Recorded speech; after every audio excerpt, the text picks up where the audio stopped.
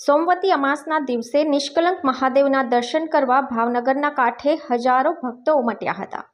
આજે સોમવારના દિવસે મહાદેવના સાનિધ્યમાં મેળાનું આયોજન કરવામાં આવ્યું છે।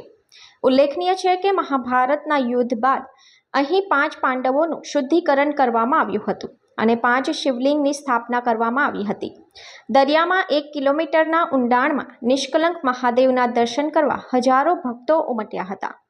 દરિયો ઓસર્યા અને પાણી ઓસર્યા પછી ભક્તોને દર્શન માટે જવા દેવાયા હતા।